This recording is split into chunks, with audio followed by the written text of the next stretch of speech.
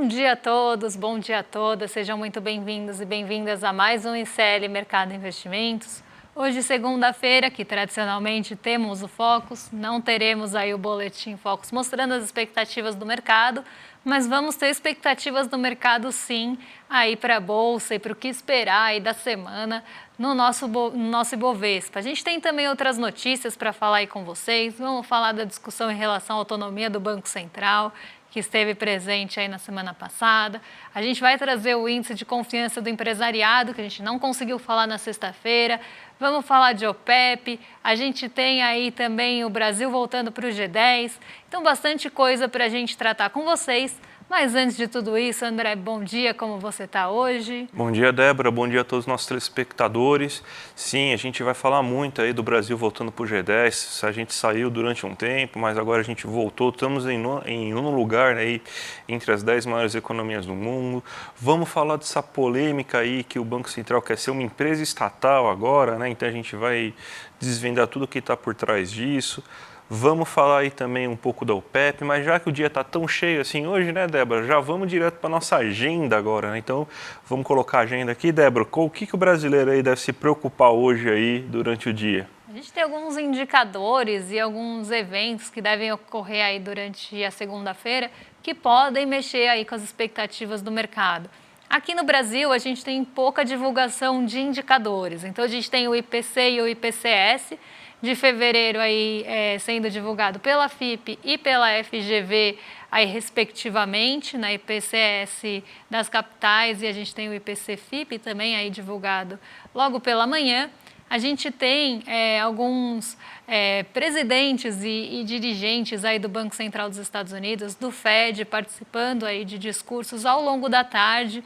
Então, a gente tem uma agenda na manhã mais esvaziada, mas a gente teve outros fatores que acabaram movimentando essa manhã e a gente vai trazer eles para vocês. Então, a gente tem aí durante a tarde esses discursos, pronunciamentos aí de dirigentes do FED que devem ficar mais na centralidade, até porque essa semana tem payroll, tem aí também Banco Central Europeu trazendo novidades, então deve ser uma semana mais voltada também para a política monetária. A gente tem agora já à noite, então a gente já pula aí da tarde para a noite, já pensando nos índices asiáticos, indicadores asiáticos que vão sair, porque a gente tem o PMI composto e de serviços sendo divulgados na China e no Japão. Então, ambos aí serão divulgados durante essa noite, isso deve ficar bastante no radar até para a abertura da manhã seguinte. Então, isso pode influenciar a nossa abertura da terça-feira, como aconteceu quando a gente teve aí o PMI industrial da China sendo divulgado acima do esperado. Isso trouxe aí um movimento positivo para a abertura do dia seguinte. A gente tem também a Coreia do Sul trazendo o seu PIB do quarto trimestre, e a gente tem emplacamentos de veículos de fevereiro aí sendo divulgados ao longo do dia no Brasil. Mas um dia realmente de uma agenda mais esvaziada, mas que bastante coisa já aconteceu durante a manhã. Então a gente vai ter um movimento um pouquinho aí até mais turbulento nessa abertura de hoje. Ótimo, Débora. Vamos então agora já começar o nosso giro pelo mundo, a notícia que a gente tem aqui no nosso site, que a gente sempre recomenda vocês lerem para saber o que pode acontecer, como que fechar os mercados asiáticos. Já está lá no nosso site, só clicar aí no nosso site, vocês vão ter a notícia, né? Mas se a gente for pegar a Ásia só, né? Parece que a Ásia está num bom momento, pelo menos as bolsas asiáticas estão crescendo hoje. Então, o que está acontecendo aí para até o Nikkei 225 lá do Japão ter batido o recorde? A gente teve o Nikkei 225, ele respondeu muito a um movimento também positivo vindo de Nova York da sexta, e ele foi muito impulsionado por perspectivas positivas para a inteligência artificial. Então, quem puxou o Nikkei 225 para essa máxima histórica, picos nunca alcançados aí de 40 mil pontos, foi justamente o setor de chips. Então, a gente teve um movimento bem positivo hoje na Ásia, a Ásia majoritariamente em alta, Nikkei 225 renovando mais uma vez a sua máxima, renovando aí, trazendo recordes, e a gente teve também um movimento muito positivo na China hoje. Eu vou até colocar aí para vocês na tela o Xangai Composto, porque a gente teve uma alta de 0,39, não foi tão forte quanto a do Nikkei 225, mas eu trouxe aí o Xangai Composto porque o Xangai Composto não subiu por um motivo aí específico de um setor, como foi no caso do Japão, que veio aí puxado pelo setor de tecnologia e muito ligado a chips. A gente teve aí o Xangai Composto, ele sendo impulsionado pelas expectativas que eu já tinha falado na sexta-feira, porque elas já estavam presentes, expectativas por novos anúncios de apoios econômicos, estímulos econômicos que possam ser feitos aí durante a semana. A gente tem agora a plenária começando na terça-feira lá na China, então a gente tem essa reunião, vamos pensar assim, do governo chinês, e o que se espera é justamente que dessa plenária, dessa reunião, a gente tenha a divulgação de novos reforços econômicos, novos estímulos ou apoios, a palavra que preferirem aí, né? Mas a gente tem esses novos apoios sendo esperados. Isso fez com que o Xangai Composto e o menos abrangente, que é o Shenzhen, também subissem hoje, né? Então os dois subiram em bloco. E a gente ainda teve o otimismo da sexta-feira chegando à Ásia. Então, hoje é um dia bem positivo aí para a China, de uma forma geral, e a gente até vê que o índice de commodities está subindo hoje aí na coluna da lateral. A gente tem o Ibovespa, o dólar e o índice de commodities, que é justamente o que está limitando aí um pouquinho a perda do Ibovespa. O setor de commodities está avançando, a gente vai falar de petróleo daqui a pouco, mas a gente tem também essa perspectiva positiva em relação ao que deve ser anunciado no que tange os estímulos econômicos. Então, o mercado está bem animado, está esperando, criando bastante expectativa. Espero que elas sejam cumpridas aí, porque senão a gente vai ter revés em seguida. Mas o mercado está bastante aí otimista em relação aos anúncios que podem vir de lá. Vamos agora para o Brasilzão, que a gente tem notícia do Banco Central. A gente tá muito tempo sem falar nele, né, o Campos Neto, e a gente tem que voltar a falar nele por causa dessa disputa que está acontecendo no Banco Central, que ele está tentando passar uma PEC agora para aumentar a autonomia do Banco Central e transformar o Banco Central, na prática, numa empresa pública. Então, isso aí também está dentro do radar, porque a gente sabe que está tendo uma operação tartaruga mesmo dentro do Banco Central.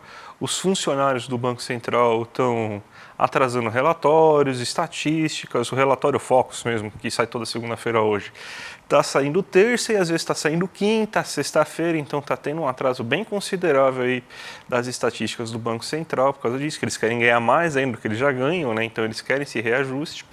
E o grande problema é que ele fala assim, beleza, então vamos fazer o Banco Central virar uma empresa pública e a gente, com nossos próprios recursos, a gente faz a contratação dos funcionários, a gente reajusta os salários na maneira que a gente espera.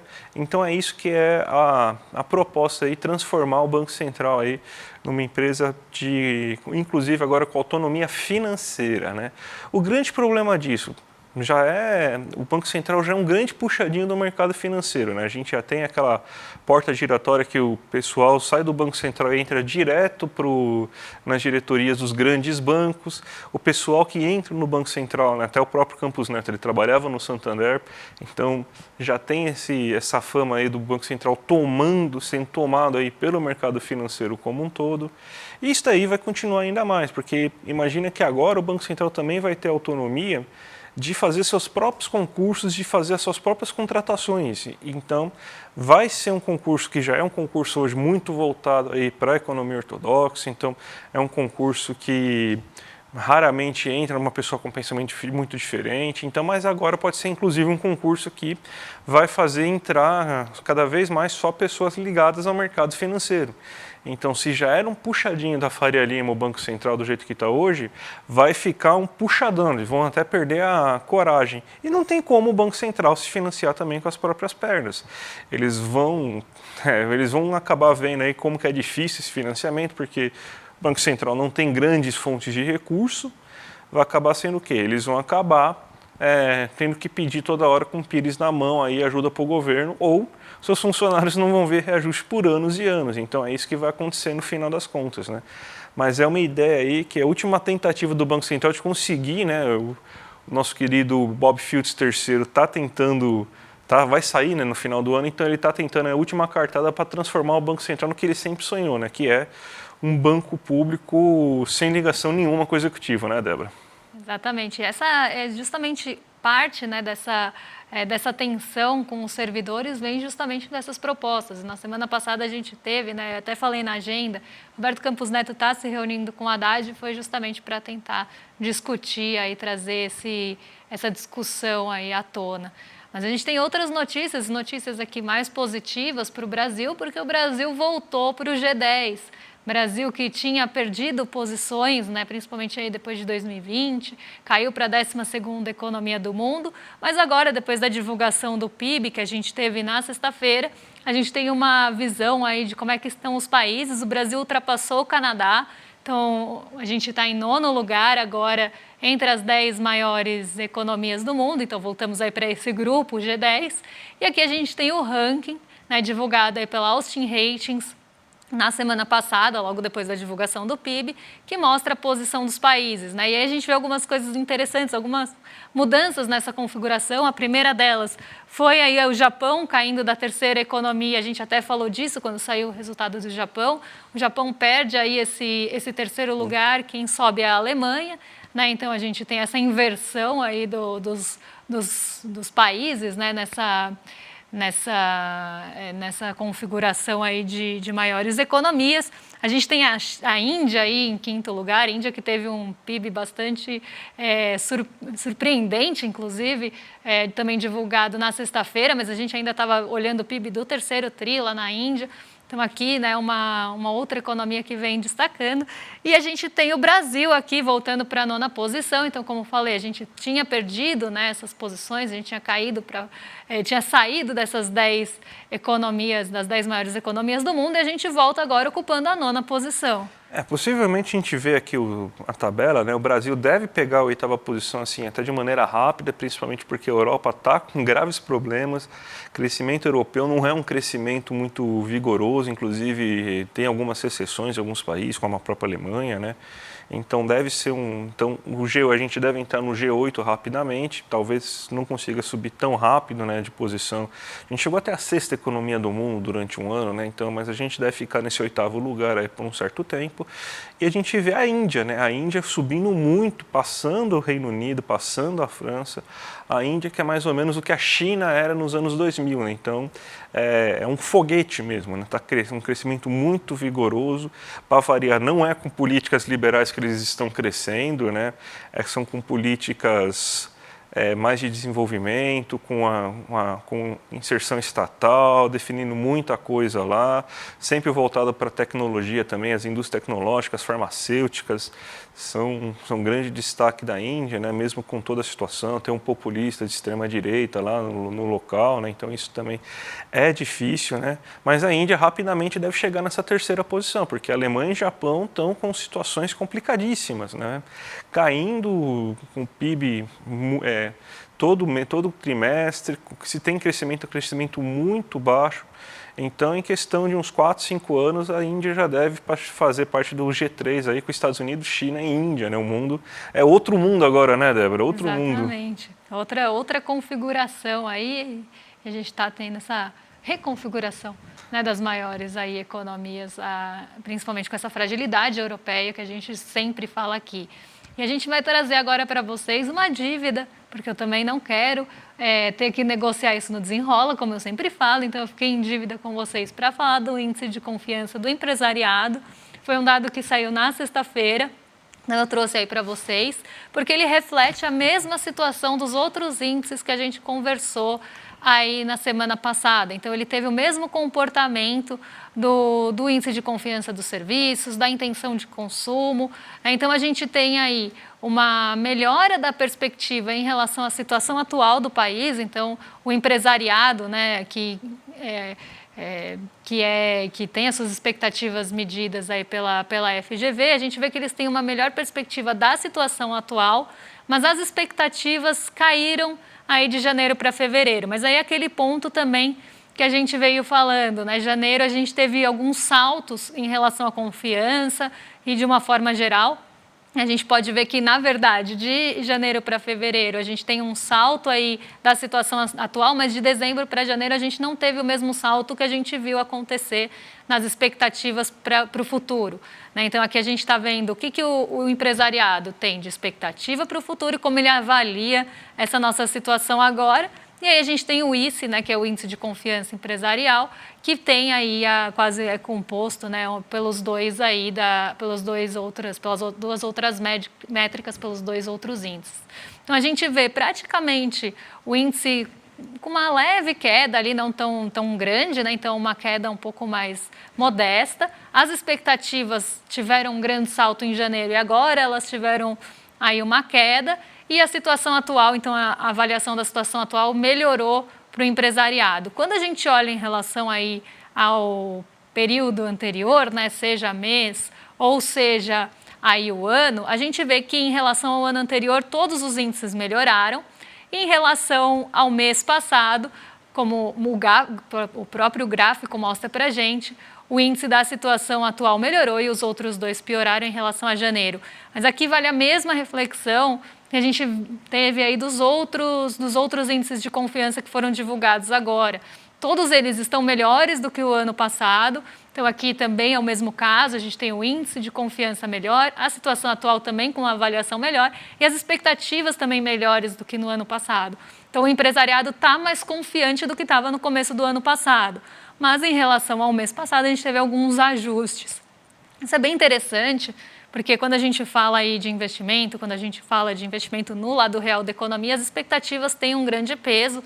E aí uma expectativa de um empresariado melhor do que no ano passado, ainda que não esteja ali nos 100 pontos, né, não esteja ali numa aceleração, a gente tem aí uma boa perspectiva para esse ano e para as expectativas e perspectivas melhores que estavam no ano passado, apesar aí de todas as projeções aí apontarem para um ano mais desafiador do que ano passado, as expectativas estão melhores do que do ano passado. Isso deve vir aí muito porque a gente teve um crescimento surpreendente, a gente está aí com bons níveis de desemprego, a renda está aumentando, então tudo isso acaba impactando também as expectativas e a situação atual.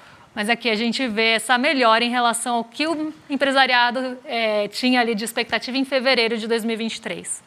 Vamos agora para o termômetro da Bolsa, Débora, que não saiu o foco, mas o termômetro da Bolsa saiu, né? Os empresários estão acreditando bem nessa semana aí que a Bolsa vai ter um bom resultado, né? Exatamente, a gente tem aí mais uma perspectiva positiva para a semana. Na semana passada, a maioria dos agentes aí entrevistados, né, agentes de mercado entrevistados por esse termômetro, né, a gente tinha ali a maioria esperando alta na Bolsa. E a gente teve uma semana ali que começou muito positiva. Né? Então, a gente teve um começo de semana, depois da divulgação do IPCA 15, que teve uma alta bem relevante, uma alta bem importante aí da nossa Bolsa nos 2 primeiros dias, né? Principalmente depois da divulgação do IPCA 15 na terça. Só que a gente teve aquela questão da Petrobras, né, o mercado um pouco desalinhado ali com o que foi falado pelo Jean Paul Prats. Isso acabou trazendo o nosso índice para baixo, porque a Petrobras ela tem um peso muito grande na composição do nosso índice. E ela teve quedas fortes ali no meio da semana, então ela chegou a cair 5% num dia, continuou caindo no dia seguinte. Então foi ali um momento muito ruim para a Petrobras. Isso limitou um pouco ali os ganhos do nosso Ibovespa.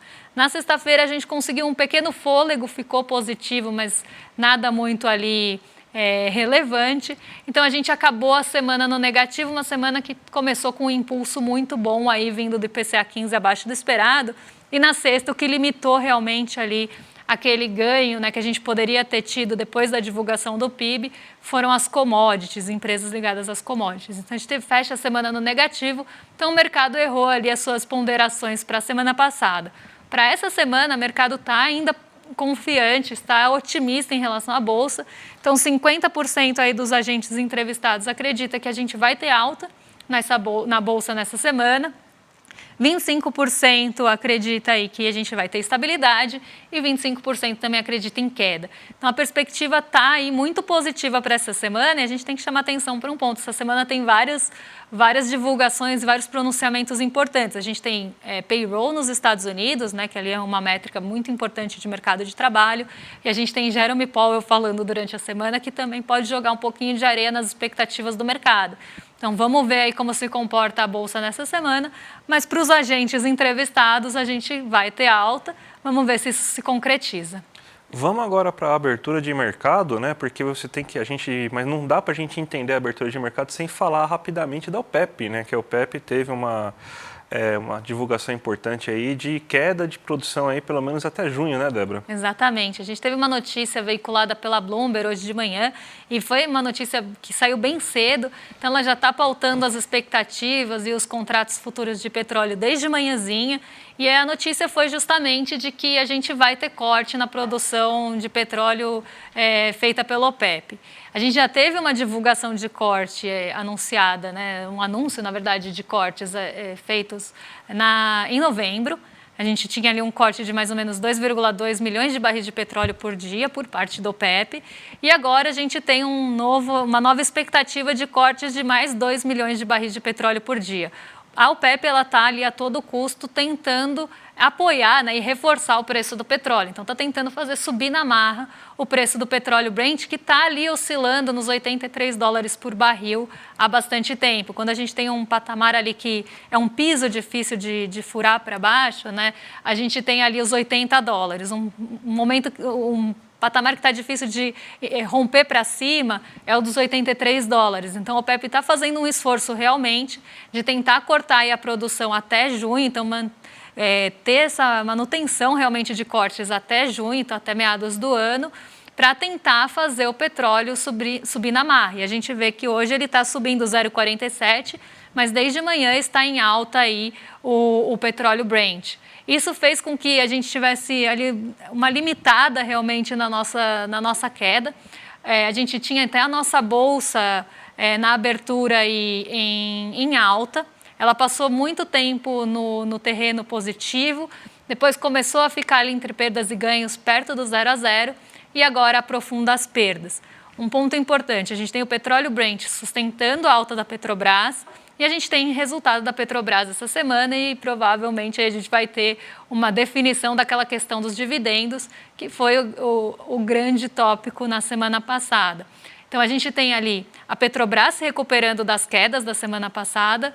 Então, a gente tem esse suporte vindo aí de uma ação de grande peso do nosso índice, mas um dia aí que nosso Ibovespa está no terreno negativo porque não tem fôlego suficiente. Se a gente tiver algum fôlego, vai ser justamente do índice de commodities, que eu falei que está em alta, então a gente deve ter as ações mais ligadas às commodities aí reforçando a alta do Ibovespa ou limitando as perdas. Mas a gente tem um Ibovespa mais negativo hoje. Quem está vendo aí na tela agora, eu coloquei as treasuries de 10 anos para a gente ver como é que está o comportamento dos juros nos Estados Unidos. A gente hoje tem alta na negociação das treasuries, então a gente tem aí os juros de 10 anos lá chegando a 4,23 ao ano. Isso também vai trazer um fôlego mais aí negativo, vamos pensar assim, né? Vai trazer um viés mais negativo para as bolsas no geral. Então, a gente tem essa questão também que pode limitar aí o nosso ganho hoje e o dólar ele cai, apesar da gente ter, né, um dia de queda na nossa bolsa e a gente tem as treasuries aí avançando bem pouco, mas avançando, o dólar ele cai. Por quê? Nós somos um país exportador de commodity, nós somos um país emergente exportador de commodity, então por mais que a gente tenha ali, sofra, né, tenha essa fragilidade em relação aos juros dos Estados Unidos, ao mesmo tempo, alta no preço das commodities, tanto vindo aí desse anúncio de corte da OPEP, quanto daquela notícia e daquelas expectativas em relação ao reforço na economia da China, vão suportar aí a nossa moeda, vão fazer com que a gente tenha a valorização do real. Então, o dólar hoje cai, apesar de todo esse cenário. A gente vê também o dólar caindo em relação frente aos pares, mas numa magnitude muito menor, porque a gente tem uma exposição menor também desses países às commodities. E como eu falei aí pela manhã, Nikkei 225 rompeu aí os patamares recordes, né? Chegou aí a 40.109 pontos, né? Então subiu 0,5%. Então, novo recorde aí histórico para o Nikkei 225 e o Xangai, já expliquei, essa alta de 0,40. Então, um dia aí que a gente deve ter esse comportamento misto na nossa bolsa. Enquanto algumas ações vão sofrer realização dos ganhos na semana passada, a gente vai ter impulso de quem justamente não deu esse apoio na semana passada, que são as empresas mais ligadas aí às commodities. Ótimo, Débora.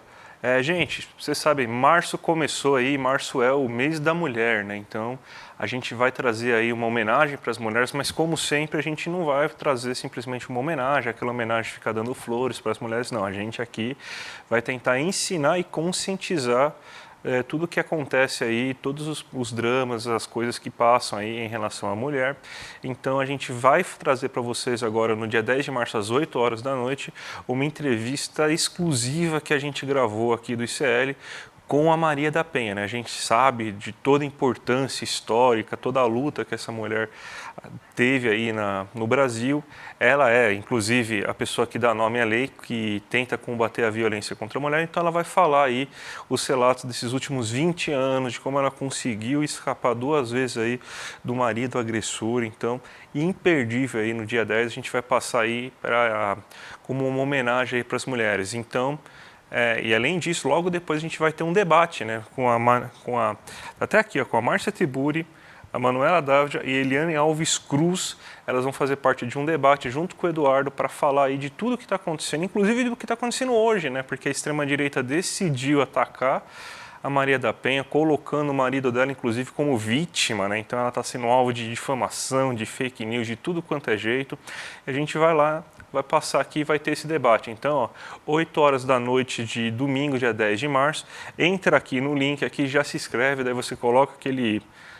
daí você já vai ter o sininho que vai te avisar, porque vai ser imperdível. Então essa vai ser a forma que o ICL vai colocar aí para homenagear e para levantar, né, questões importantes aí sobre conscientização nesse mês da mulher, Débora. Lembrando que o dia 8 de março é um dia histórico para a gente relembrar as nossas lutas e reforçar aí essas nossas lutas. Então, nada melhor aí, nada mais justo do que falar sobre uma história de lutas, né, que é aí, historicamente, também o nosso condutor, aí, nosso forte do dia 8, né? Embora as pessoas tentam transformar em comemoração flores e bombons, a gente tem que sempre relembrar que é um dia de muita luta que está muito longe de acabar. Então, importantíssimo aí, não deixem de se inscrever. Vamos entregar agora para o nosso vizinho, então, o William De Luca já está esperando aí o rolê sério, e agora colocaram no Guga Noblar junto, finalmente fizeram justiça aí, que todo mundo achava que era só o William De Luca que participava, não, o Guga Noblar também participa do rolê sério, então agora a gente vai passar para eles aí a bola já, Débora. Então fiquem agora com o Guga Noblar e com o William De Luca, a partir das 11h30 aí, com o Rolê ICL. Tenho certeza que os rolezeiros já estão esperando aí no chat, como sempre. Fiquem com eles. Amanhã a gente está de volta aí para trazer as principais notícias, o que está mexendo com o seu bolso e o que está mexendo com o cenário econômico de uma forma geral. Até amanhã, um beijão. Até amanhã, gente. Tchau, tchau. Uma das especialidades da extrema-direita é a tentativa de destruir reputações. Eles querem reescrever a história de grandes defensores dos direitos humanos, como é a Maria da Penha. A Maria da Penha é uma sobrevivente da violência doméstica e ela é alvo constante daqueles que tentam mudar a história e tentar diminuir a gravidade do crime que ela sofreu. Ainda hoje, a Maria da Penha, que dá nome a uma lei, conta a história dela para que outras mulheres e outras crianças não passem pelo mesmo que ela passou, correr perigo dentro da sua própria casa. No dia 10 de março, às 8 horas da noite, um domingo, a gente convida você para ouvir um relato poderoso e inesquecível. A gente vai exibir uma entrevista exclusiva com a Maria da Penha para ouvir a verdade sobre a sua história de luta e de sobrevivência. Esse vai ser um encontro fundamental para a gente entender a realidade da violência contra a mulher no Brasil. Para não perder essa aula que vai ser aberta, online e sem replay, você se inscreve no link aqui desse vídeo. Chama seus amigos, as suas amigas também. Ninguém pode perder esse debate. Eu vejo você lá.